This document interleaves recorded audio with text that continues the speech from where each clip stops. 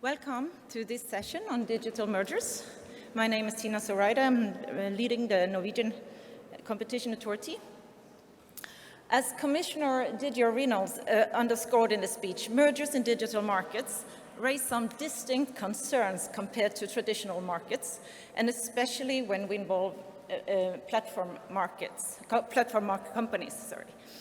As enforcement agency, we see market concentration evolving in new ways with a risk of winner-takes-all sorts of dynamics. Firms obtain huge, sudden, and unpredicted benefits because of their access to data.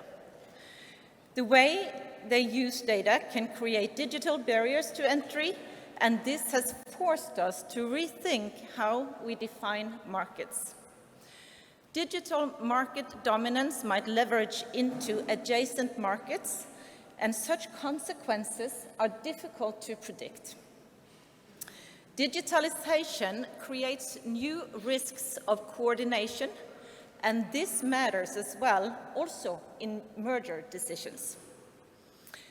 And we face new sorts of consumer harm, even in markets where the price appears to be zero. In terms of solutions, there are important reforms at the regional level, including the DMA in the European Union. But the reasons for concern are not limited by geography. Regional reforms may not be enough, for example, if the problem is global, if the market in question is too local, or if implementation of regional reform is slowed down at the national level. We are many, small and large agencies alike, who feel a sort of urgency in making sure that we have in place proper oversight and enforcement. This is why the ICN Merger Working Group established the Digital Mergers Project. Since our last ICN conference, the project has facilitated important experience sharing among agencies of all sizes from all parts of the world, and it also included some non-governmental representatives. A series of webinars were co-organized by the Norwegian Competition Authority and DG Comp, with results presented in a summary report on digital mergers. The topics addressed by the Digital Mergers Project included regulatory shortcomings, market definition, conglomerate theories of harm, and remedies. And these are themes that will be addressed in this session as well. With me in this panel, I have Sarah Cardell, the Chief Executive of the Competition and Market Authority in the United Kingdom. I have Alexandre Cordeiro, the President of the Administrative Council for Economic Defense in Brazil, CAGI. I have Olivier Garçon, the Director General for Competition in the European Union, and Michael Reynolds, who is here as non-governmental. He is of counsel to Allen & Overy's International Antitrust Group and represents also the International Bar Association, of which he was previously the president. And Michael, I will pass the first floor to you, because the first question we have today is, are digital mergers slipping through the cracks of regulatory review? Will you say something about this question and start the discussion? Yes, indeed. It's a great pleasure on behalf of the IBA to be here. The IBA has always been very closely involved in the work of the ICN, which we discuss at our conferences around the world, and Cani Fernandez was a distinguished former co-chair of our antitrust section. I'd like to thank her also for the magnificent arrangements here in Barcelona.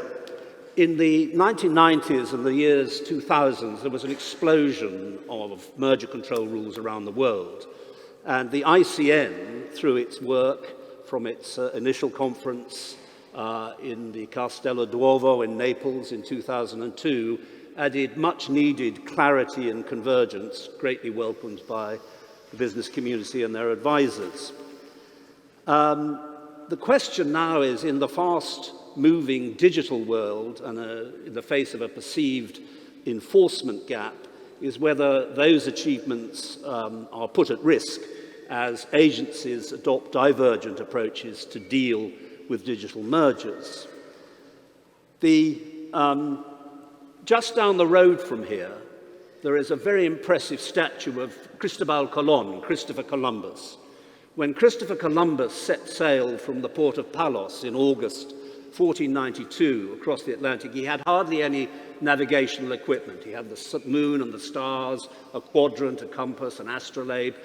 The reality was, for most of that trip, he and his crew had no idea where they were or where they were going, and when they hit land, they thought they were in Asia. In fact, they were in the Bahamas. It was a voyage into the unknown, and I really don't think that the international business community and its advisors should be embarked onto a voyage into the unknown in planning digital mergers. And I think we would greatly welcome recommended practices from the ICN dealing with this new world, and the recent draft report of the working group on mergers, I think, is a very, very good contribution to that. Well, in Catalonia they have proverbs, and the ICN's work has always been governed by the proverbs of the country where it finds itself. In Catalan they say, os peixes grans manjaram os peixes petits. That means the big fishes eat the little fishes. And the enforcement gap, I think, has arisen because, for example, startups which are focused on building a customer and a user base and not on generating short-term profits, those acquisitions, when they're taken over by a large platform, escape the present thresholds, and the big fish with the little fish inside it gets through the net. Agencies in dealing with this problem have adopted different approaches. Some rely on their existing traditional turnover thresholds. Here in Spain, for example, they're able to use a market share threshold, which has been criticized in the past, but does enable them to catch a lot of these mergers. Other countries, Germany, Austria, Turkey, and now perhaps Australia, are adopting transaction value thresholds. 400 million euros in Germany, 200 million euros in Austria, 10 million euros in Turkey. The amounts differ, but at least we know what the thresholds are. The European Commission, however, did not decide to go down that road of a transactional value threshold, but decided to employ what many of us thought had become an obsolete provision of the merger control regulation, Article 22, which is known as the Dutch clause, which enables member states to refer to the Commission in Brussels mergers which are not caught by the merger thresholds of the merger regulation at the European level if they affect trade between member states and significantly affect competition. And using that provision, the Commission has been able to get its hands on mergers referred by member states. And in fact, it actually invites and solicits member states to make referrals to it. Referrals which are made even though the transactions are not caught by the thresholds of the national merger control rules. When Article 21 was introduced, most member states in the European Union did not have merger control. That's why it was put there. It wasn't put there really to deal with this situation, where we now have most of the countries in the European Union have merger control rules, and transactions which are not caught by those are now referred in a process which is not totally transparent to Brussels. This has aroused a lot of controversy. People say it's a departure from the Bright Line test, that it departs from the ICN's recommended practice that there should be a material nexus with the reviewing jurisdiction, and also its legal basis is under attack in the European courts. In the Illumina case, we're still waiting for the judgment of the European Court of Justice with a final say on whether this is well-founded legally. So I think whatever happens in the Illumina case, it would be great to have from the Commission and the European Competition Network some guidance on how this system, if that's what we are going to have to rely on, is going to work. So I have a question for Olivier. Olivier, how do you view the enforcement gap? And what are your views on the criticisms that Article 22 has created unnecessary uncertainty and helped to create a voyage into the unknown? Well, thank you. I think there is no doubt that a number of cases have been slipping through the cracks because, at least in the EU, but in many jurisdictions, the net to capture significant mergers was dimensioned in turnover threshold terms.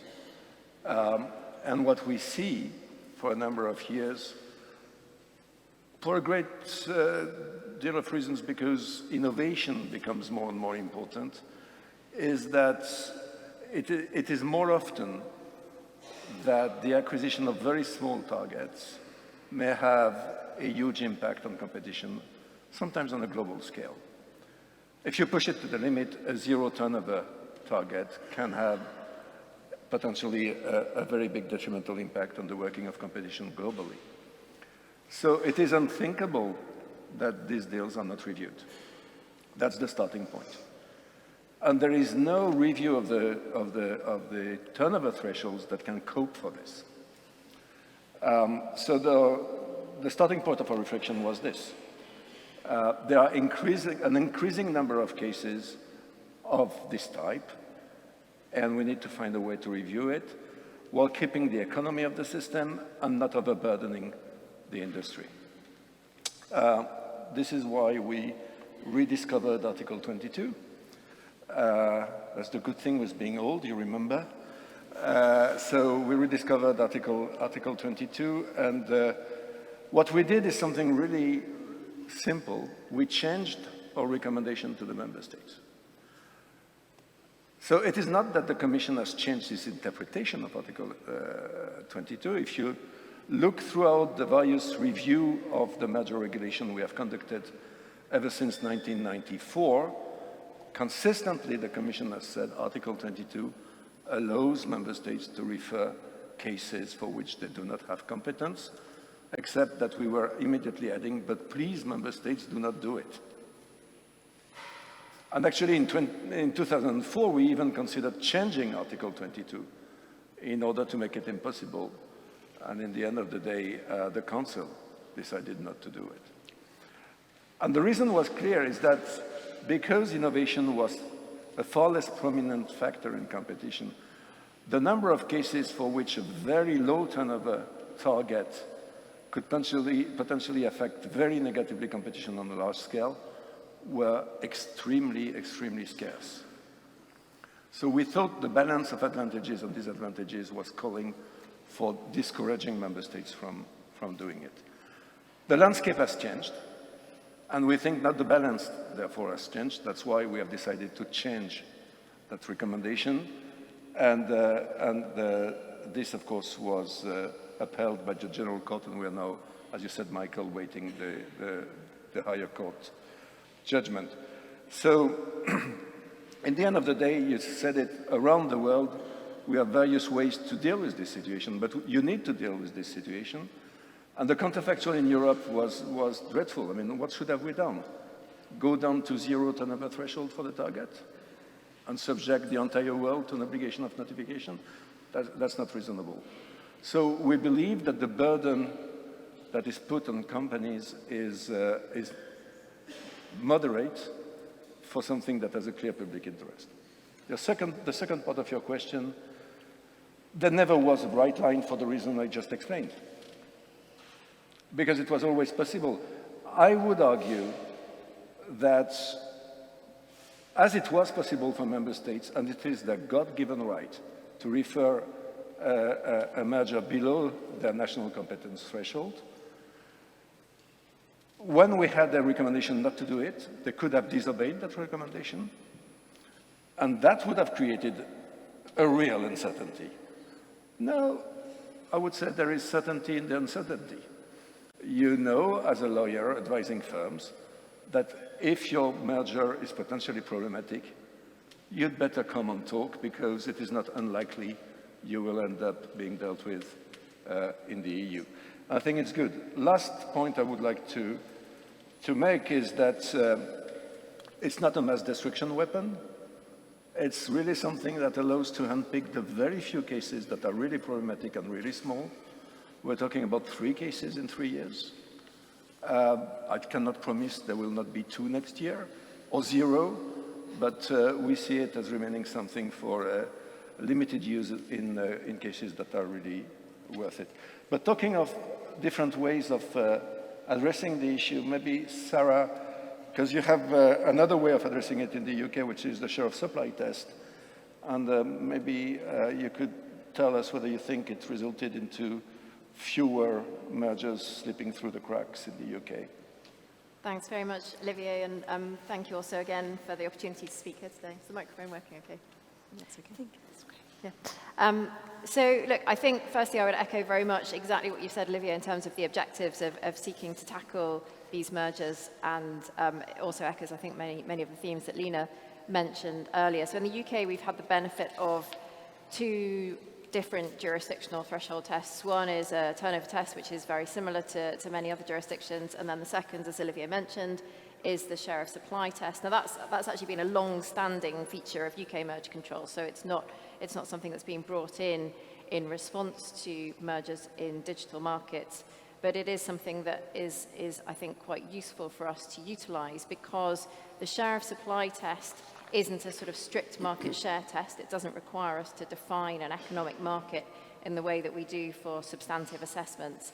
And it means that we can look at the share of supply in quite a fluid way in order to make sure that we are taking jurisdiction over deals, particularly where one of the merging parties may not have sales, for example, so we don't have to define a share of supply by reference to sales. It can be by reference to a number of different measures. So, for example, in our review of the Meta Giphy acquisition a couple of years ago, we looked at share of supply by reference to the ability of users to search for GIFs through websites and apps, and that was the way that we took jurisdiction over that merger. And it's really important, I think, in this debate to emphasize that this is about jurisdiction. You know, we still, whichever jurisdictional rules and thresholds we use, we still have to go through the substantive assessment, and we'll obviously come on to discuss that. But this is very much a gating mechanism, and I think it's incredibly important that as agencies we have the ability to take a very careful look at these deals, which can give rise to very significant competition concerns. So we've used that quite a bit in the UK. I don't think we think it's bulletproof, so I don't, to your question, I don't think it's a guarantee that deals won't slip through the net. And maybe just a few quick comments on what's changing there and where I think a gap still remains. So we have, going through our UK Parliament at the moment, some legislation which will bring in a whole new regime in relation to digital markets regulation, which is sort of distinct from merger control, and I won't talk about that now. But it also brings in a couple of provisions that are relevant to merger control. One is a general one, so it's not digital market specific, and it's really aimed at mergers where you don't have an increment. So even with our existing share of supply test, you have to have some kind of increment.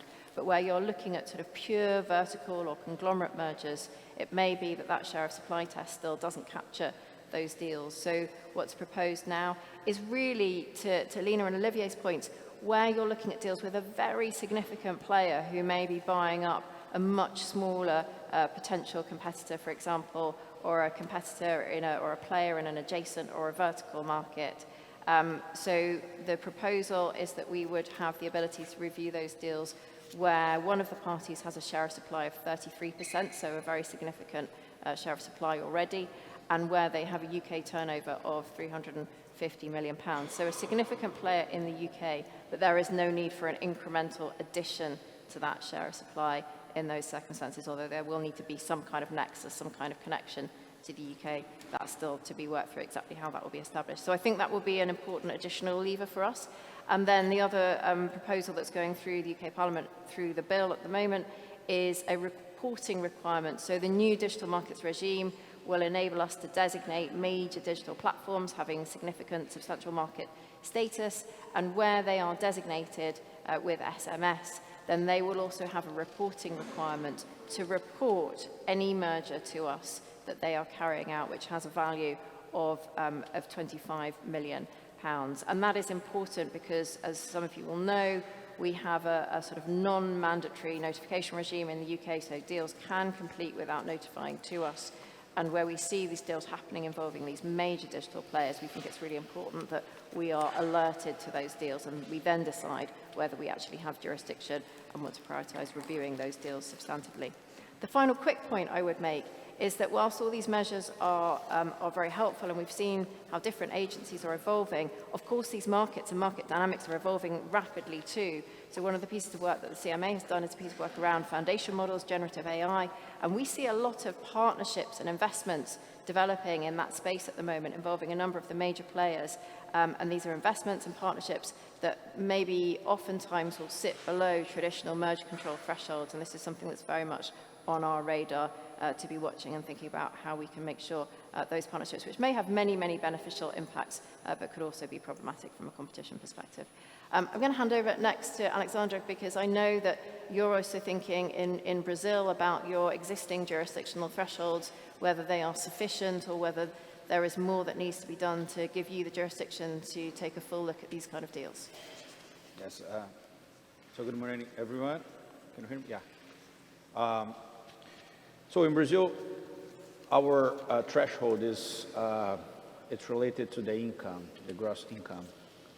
And there is always this discussion in Brazil as well, and the antitrust community keeps, trying to figure out if it's the correct threshold or not, if you should consider also the value of the deal or market share or something like that.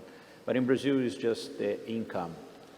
And it's already a low threshold, for example, and the companies are obligated to notify CAIDE if they have the income of around 150 million US dollars for one side, and the other side 15 million US dollars.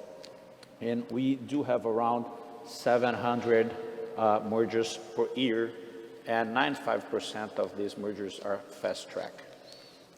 So it doesn't have any like a lower concern in competition issue. But the problem is, what about those companies that doesn't reach this threshold, so it's not obligated to notify CAIDE and probably can have any competition issue or concern? There is a specific part in the CAIDE's law that even for those deals that doesn't reach the threshold, we can evoke the deal and analyze. So in 1 year after the deal are consumed, CAIDE can ask for the companies to notify those deals. It doesn't happen much. It's very rare to see CAIDE doing something like that. And usually CAIDE, what we do is trying to investigate the market, and also the company help us when the market help us when it doesn't reach the threshold. The companies and the market go to CAIDE and say, hey, I'm seeing a deal over there that could have a problem. And we have some deals that there is no income, but the market share is high, so this can cause some concern, and CAIDE could call the companies to notify. But I have a question for Tina. So, and compared to the other agencies representing this panel, Norwegian agencies are smaller in size. To what extent do you think size hinders you from efficiently dealing with digital mergers? Thank you. Yes, Norway is a smaller country, and we are an authority of around 100 people. Regarding digital mergers, a main concern for us right now is that we really want to see the DMA being implemented, as we are EU included, but not full EU members. But as a small agency, we make use of the options we have, and in below threshold sort of cases, where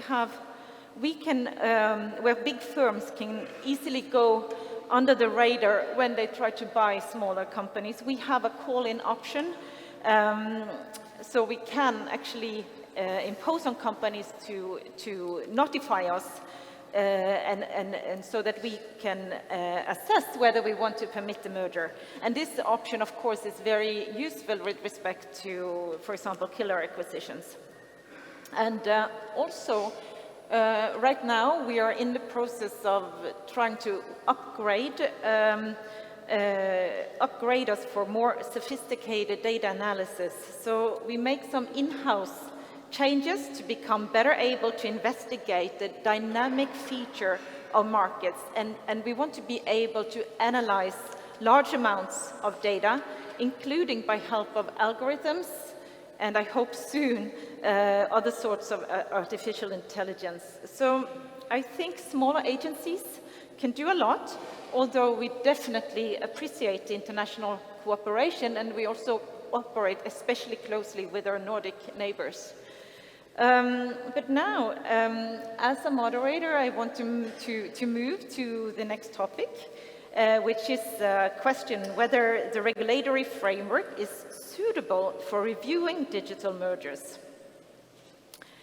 And when it comes to the regulatory framework, it's quite substantial, and we also have very useful guidelines, but the challenges that we face in digital markets have triggered some debates about shortcomings nonetheless.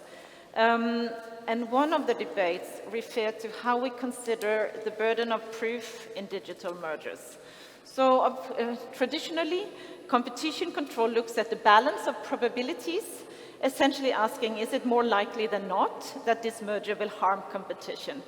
But given the potentially severe and irreversible consequences in digital markets, there is a growing sentiment that the regulators should also consider the balance of harm. And that means assessing not just the likelihood of anti-competitive outcomes, but also the severity of potential harm if those outcomes do materialize. So the idea is that the risk of a very big problem might justify intervention, even if the probability of the problem occurring is low. That, of course, has a trade-off in the sense that it could lead us, if we reduce the threshold for intervention, it could lead us in the direction of too much scrutiny and over-regulation. We could stop too many mergers, which could harm innovation and valuable services for consumers. So I just want to point also at another discussion when it comes to regulatory shortcomings, which relates to the market investigation tool, which you have in the United Kingdom. This is seriously considered in several countries these days, including in Norway. And by market investigation tool, I'm referring to the option of imposing structural and behavioral remedies upon proper analysis of a problem that has evolved or is expected to evolve in a market. Obviously, traditional merger control is the first line of defense in these cases. But the reason why we discuss these challenges is exactly the worry that we will fail to block harmful mergers. This is why it might be useful to have a tool that makes us able to fix the problem if it has materialized, and so that agencies can be able to re-establish competition in a market. So, but Sarah, you have market investigation, but nonetheless, you have updated your merger guidelines to respond to the sort of challenges that we discussed. And this is especially because of digital mergers. Will you explain how you do this and what the result is? Yeah, thanks so much, Tina. And very briefly on your point about market investigations. So I think you're absolutely right. It's really important to look at the kind of the overall toolkit. But I also think that you're absolutely right that it's far better to stop an anti-competitive merger in the first place than to allow it to go ahead and then have to remedy it later on. So I think when you're looking at merger control in particular, I think there's widespread consensus that historically, particularly around digital mergers, there has been under enforcement.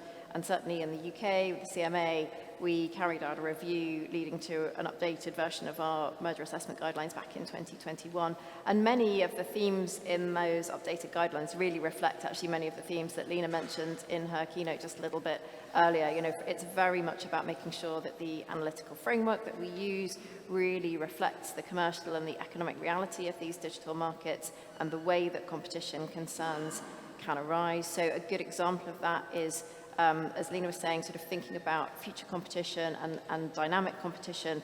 So we have a structure which looks not only at the potential for future entry and therefore the possibility that a merger might remove that prospect of future entry as a concern in and of itself, but also importantly, and this is, I think, a particular feature of digital mergers, digital markets, although it's not unique, I think it arises in some other areas where you see a lot of innovation as well, is that you could have a potential entrant who is innovating and developing ideas, and you may well have an incumbent who is aware of that innovation.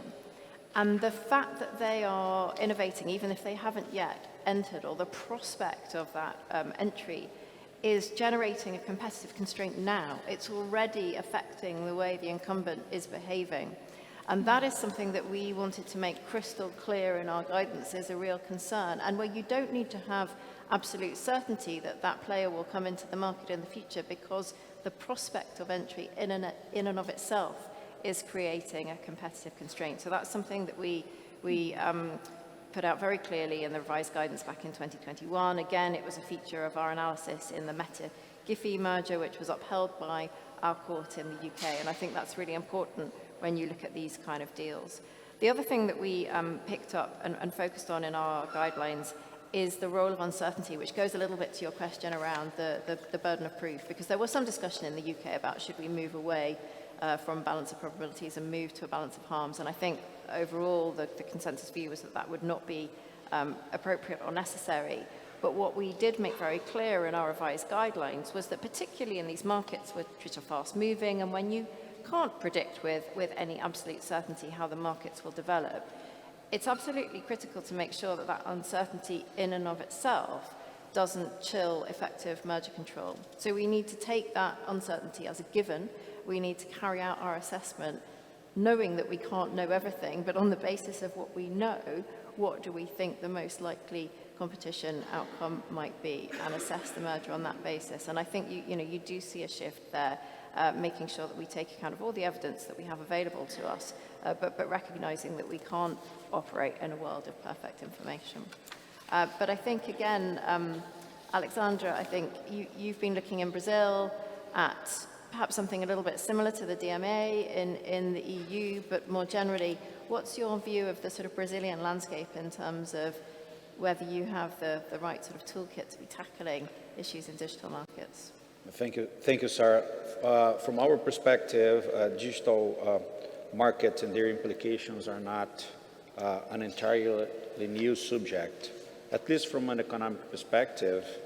So the economic phenomena such as multi-sided market, mavericks, network effects, low marginal cost, disruptive innovation, winners takes all or winners take most, among others, are some of the well-known features that may influence the assessment of the effects of antitrust practices in market concentration.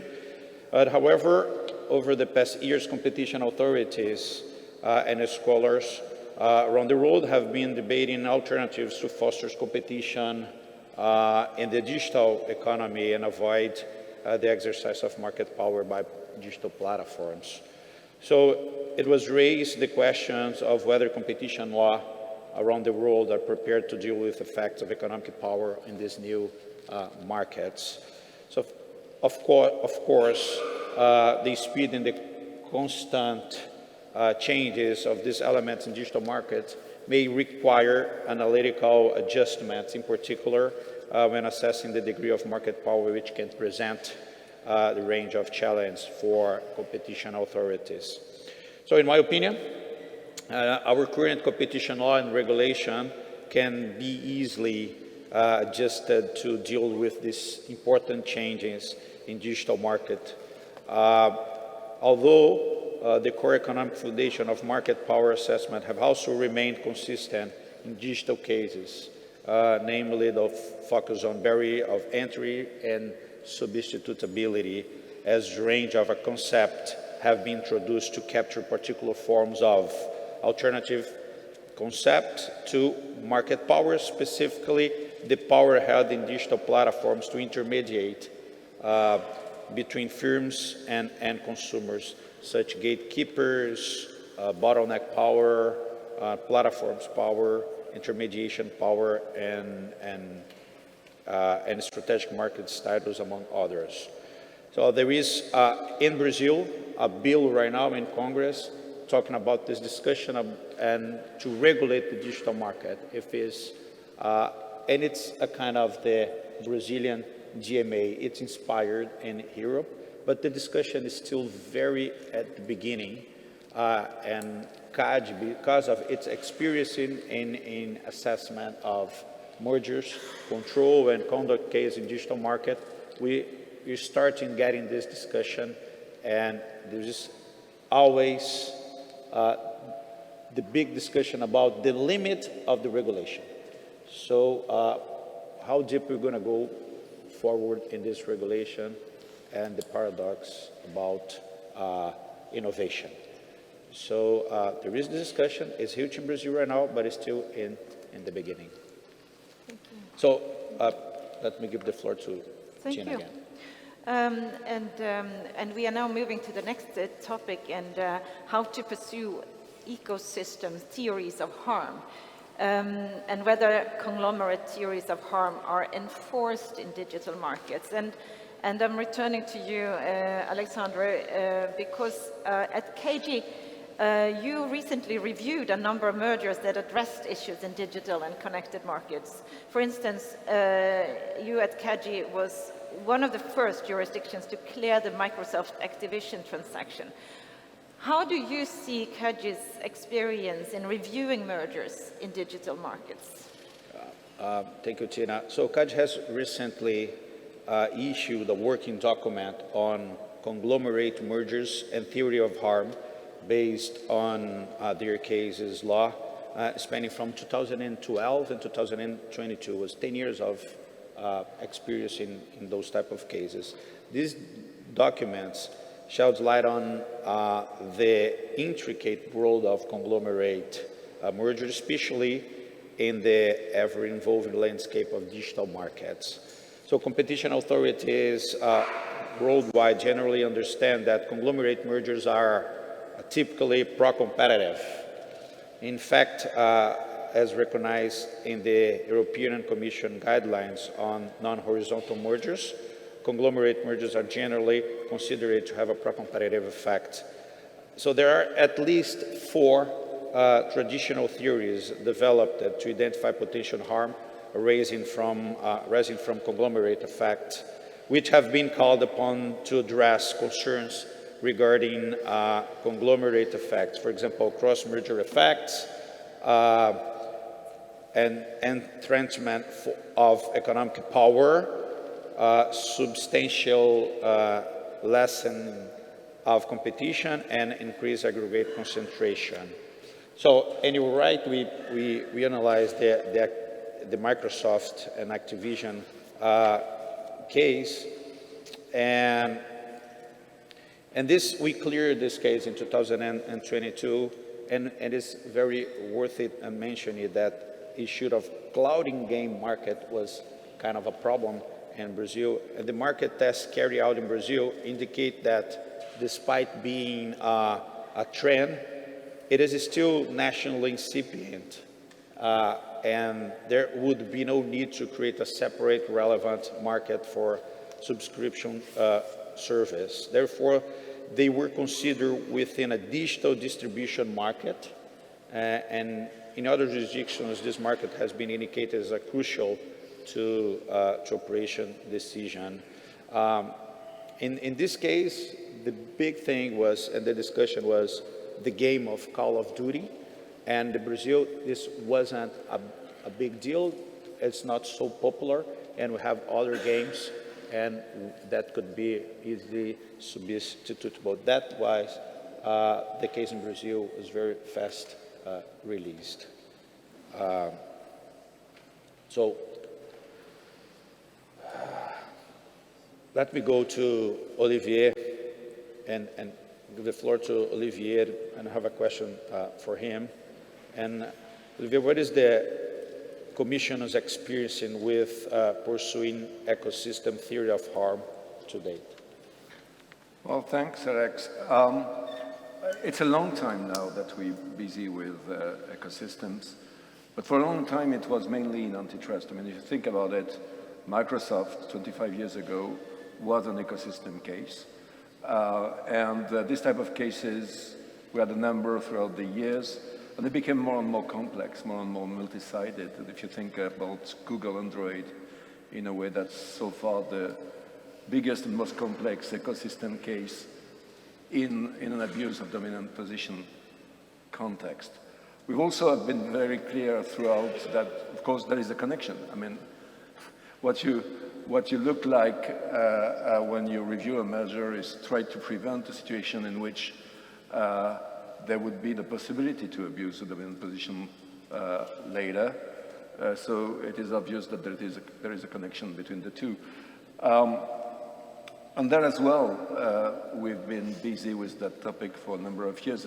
And if you remember back in 2018, the famous Wise Men report on competition policy in the digital era contained very interesting considerations on ecosystem theories and how to deal with it. And we have had a string of cases so far. Of course, MS Activision, you just mentioned, but a number of cases in which actually we intervened, some of which for which we were the only ones to intervene, like Google Fitbit, but also like Meta Customer. The Commissioner mentioned this morning Amazon MGM as well.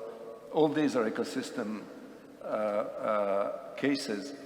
But I think the interesting point is not so much ecosystem, it's within ecosystems entrenchment, because this is what is really new, and this is where there is a nut to crack. We have one case of entrenchment, very recent, as you know, Booking. And in this case, really, the question is, how do you move away from the traditional framework for analysis, the one that is in our guidelines? You know, this ability incentives effect assessment in cases of various types of foreclosures, which is normally what you would expect to find, and what actually in the vast majority of cases you are and still will be confronted with. In Booking, the question was a bit different, really, and it was how to capture the fact that through a variety of relationships, the acquisition would strengthen the barriers that protect the core market, the one from which the power is leveraged, and in that case, the market for the platform OTA for hotels, and therefore strengthen the dominant position. We have had long internal discussions, caricature of which I can read in the specialist press sometimes, and I emphasize caricatures, because it's new, and I think we have not finished to discuss this. But I don't think competition authorities can afford not to deal with this. And actually, we have had also questions, as you know, when we take a decision with the help of our fellows in the ICN. So we have had an advisory committee, and I have to say that this is a shared concerns among competition authorities in Europe that this issue needs to be tackled. To take the specificity of this case, I will simply take one example to show that it is exotic, and yet it is not as exotic as you may think. It is a non-horizontal merger, obviously. And by the own admission of the internal documents of the parties, it would have resulted into a sizable increase in the market share on their core market. I think this alone may make you think about whether it is not something that is worth tackling. And maybe last but not least, but I will come back to this later, it was also a case for which there was no remedy, or at least no remedy that a decent competition authority would have accepted. So on this, Michael, I think it's over to you for the last theme. Remedies, yes. Well, as the digital landscape evolves, clearly we need to understand the most effective ways of dealing with remedies when digital mergers raise competition concerns, and to use another Catalan proverb, to avoid what they say in Catalan, es pitjor el remei que la malaltia, or in Castellano, el remedio es peor que la enfermedad, the remedy is worse than the illness. The unique characteristics of the digital market sector, rapid innovation, network effects, digital ecosystems, mean that classical structural remedies such as divestiture are often not appropriate, except perhaps to deal with horizontal unilateral effects. Behavioral commitments, on the other hand, have certain advantages. They are more flexible, to be tailored to adapt to this fast-moving market. They can be implemented more swiftly as opposed to lengthy divestiture processes.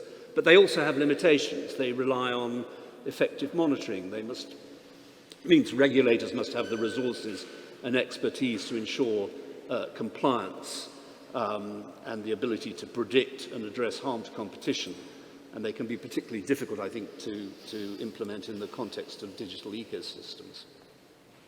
But agencies have been prepared increasingly to adopt behavioral access, interoperability commitments, and I think there is a need for imaginative and sophisticated remedies in this sector when the alternative is simply prohibition and the loss of all the benefits of the merger. So, Olivier, the Commission has accepted non-divestiture remedies for digital transactions, particularly in the recent Microsoft Activision case. Can these types of remedies continue to present valid solutions? Well, I mean, I've said it everywhere, I will say it one more time. I think like most enforcers in the world, if not all, we prefer structural, we prefer divestiture, because it provides for a permanent structural fix to a permanent structural issue. That, I think, is no secret. Now, it's connected to the previous debates. I mean, these non-horizontal mergers that are, in a way, so specific of digital ecosystems and create specific issues, they usually, or very often, cannot be solved through a divestiture. Or the only divestiture available is not to merge, which is akin to a prohibition. So the question is, should they be automatically prohibited or not? Then I assume that depends on the legal system you operate in. In Europe, we're in a legal system in which we have to motivate all our decisions, and we have a duty, if we reject a remedy, to explain why, and the why cannot simply be it's inconvenient to monitor. So another way to say this is that where divestiture is not available, in particular in digital mergers, but you have a remedy that fixes the problem in at least equivalent way to a structural solution. What I mean by this is it fixes the problem and the market agrees with it, so the market test comes back positive. It is easy to implement and monitor, it's not clouded by huge asymmetries of information, etc. And it is in line with market realities. In this case, if it fits these characteristics, we would normally clear the merger subject to the remedy. Because we believe that if we would prohibit, when faced with such a remedy with a positive market test, we would not stand a chance in court. But maybe in other legal systems it's different, and that may explain sometimes different outcomes, of course. So, but at least this is the way it is in Europe. So when a remedy meets this criteria and is positively received by the market, well, we would tend to clear. This is what we did in Google Fitbit with a data silo. This is what we did in Microsoft Activision, 10 years licensing remedy free for all in the EEA. This is what we did in Meta Customer, actually with the 10 years API access commitment. Now, of course, conversely, when this standard for remedies cannot be met, which was very much the case in our view in Booking. In Booking, we think the remedy was too complex, too behavioral, too difficult to monitor, and too clouded by asymmetries of information. So in other words, it had every chances to be ineffective. And probably for that reason, it didn't receive a positive market test. Well, in that case, we have no other choice but to prohibit. So in a way, this is a complex issue, but I hope this is a simple answer. At least this is the way we see it. But Sarah, maybe you want to complement. You have some experience as well in this domain. Thanks, Olivier. So look, again, I don't think there's any fundamental difference there. I think in the UK, very similarly for us, it's really about making sure that the remedy comprehensively addresses any concern and that it's effective, and that's the legal test. And I think it's important, and certainly the approach that we take is that the risk really is on the merging parties to make sure that they can fully and comprehensively address our concerns. It's not, I think, for the competition agency to take the risk on an ineffective remedy, because ultimately the people who suffer from that at the end of the day are the consumers or the businesses who will be adversely affected by that. So in relation to digital mergers, it's very much the same for us as it is in any mergers. It's about looking at the specifics of the case. It's about making sure that any remedy that is put forward fully and comprehensively addresses our concerns, is effective, and if that's not the case, then applying our legal standard, we have no choice but to prohibit the deal. That is our responsibility under UK law, and that's the way that the system works. I think there's a lot of debate about behavioural, structural. I think, again, very similarly to, as Olivier has said, there's sort of clear, and we've certainly done a lot of ex post analysis in the UK about the concerns around behavioural remedies, both in terms of effectiveness and also in terms of sort of monitoring.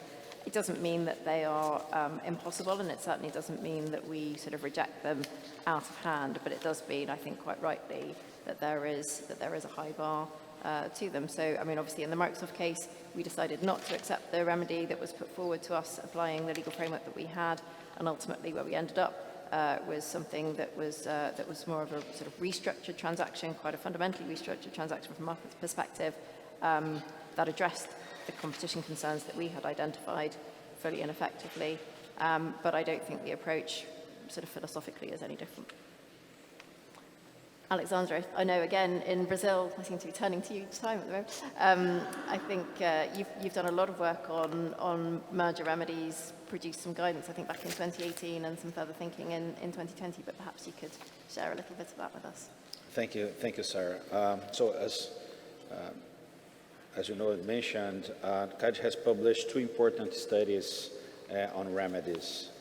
The Guide on Antitrust Remedy that was published in 2018, and the working document Antitrust Remedy at CAD, that is an overview of former decision that was published in 2020, which addresses merger cleared subject to remedies from 2014 and 2019, so it was 5 years of experience.